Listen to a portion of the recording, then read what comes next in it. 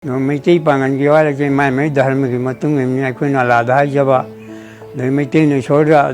private na shuda ninja baiwan migi misaman Miyamna Esing Maiba haina khangnariba Asatullah Tampakmayum ngasi maksu sarkar gi maiki digi sakhangbiba amasung mateng pangbiba amate yaudana miyam gi mateng di adumak pangli Imphal East District ki Urup Awang Leikai dagi chahi 35 suraba halasina mahaki loinabi Tampakmayum Asatullah masung macha singa nongmagi su nomduna hotnaduna yamna chamna hingba punsi marel amada lenli mahaki macha taruk pokpagi manungda ahum amadi mayum makai pankre Asatullah Tampakmayum miyamna thoidok hendokna Esing Maiba haina khangnariba ahalasina masagi supnatagi chahi 15 surakpa matamdagi hauduna isingda tasankhiba ising iraina chenthakiba amadi iraknaduna thiba fangdaba miyoi kaya amakanba hauduna ngasi faubada miyoi chamnga gi mathakta lokhatpa ngamkhre si hore si chahi 15 dagi horakone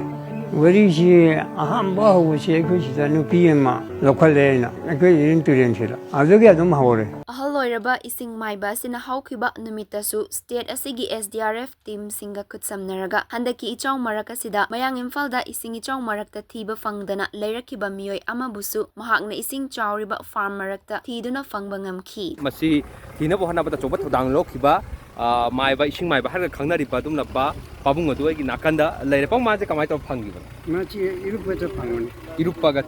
manung dum leiram manung lokhale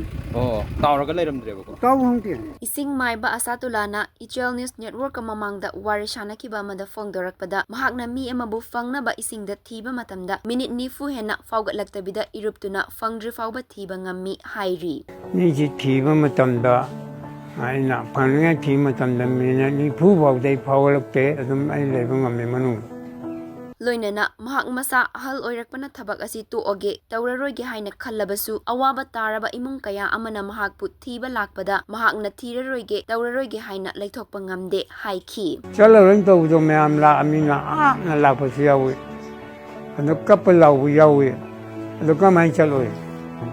yawde tok thogen khan bi yaw do masiki kapalaw mayam mating de tawgen khan togen khan masi awab du uruga dum setningya imai bin mayam no wari kholi du dum setningya paisa pa mang tabi yawe ngol minya sakhang bi jo so mayam gi waina kallaga tawsi tongning dia dum ai setningya ni ya awab du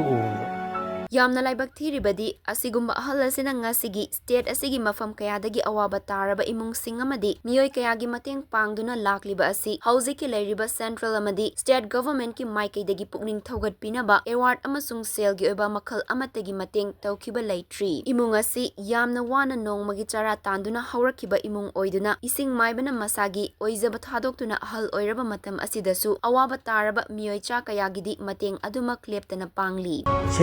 koi yang wan haurakpadi wan ngai mathakida seng hairabada koi babana nongmagi chara talaga hingjariba koi si babana thuaga thabuk shuraga pusalakadaba matam adugumba matamdasu ikang kangaudana mi ma taakrini hek lakpa satabadi yadabani hek chatkiba akoi mana changai leitadra yamna wana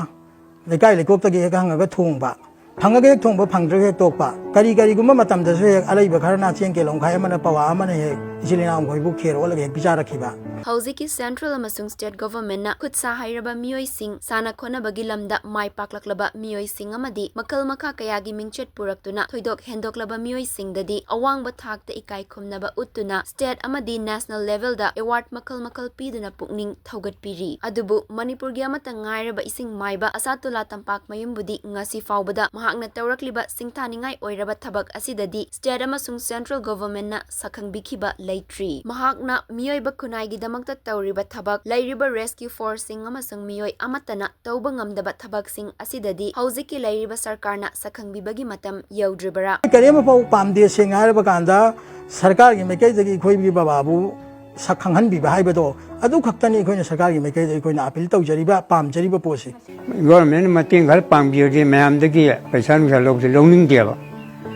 yam la mi anzaki yamna kapalaw u lai ko puning olapam jawe Esing manungda minute nifu henna iruptuna asiba miyoi amabu thiba ngamba haiba asi araiba thabak nate masidi prithibigi oina fawba record chanba yariba thabak amani ni ji thiba matamda ꯑꯩꯅ ꯐꯪꯅꯤꯡꯉꯥꯏ ꯊꯤꯕ ꯃꯇꯝꯗ minute 40 ꯐꯥꯎꯗꯩ ꯐꯥꯎꯒꯠꯂꯛꯇꯦ ꯑꯗꯨꯝ ꯑꯩ ꯂꯩꯕ ꯉꯝꯃꯤ ꯃꯅꯨꯡꯗ Ahal oiraba Asatullah damakta mahakna tauriba thabak-sing asida mateng oinaba amasung imung manunggi apamba oinasu mahaki leiriba macha amada chanaba thabak ama pibiragadi mahakna mioi kayagi mateng pangliba asida henna mateng oigani ngasi faubada Asatullah bu ikai khumnaba pungning thogat piba oina lanai lup kharana pungning thogat pikhiba natana mahaki mingda leiriba sarkar asina national amadi international gi thakta sakhang bikhibasu leitri maramasina ahal oiraba Esing Maiba Asatullah Tampakmayumna tawkhriba contribution sing asigi damakta khanlaga mahaki macha amada chanaba thabak pibiduna imung asida mateng oijanaba amadi Esing Maiba busu state amadi national level da sakhang binaba government na mityeng changbagi matam yaure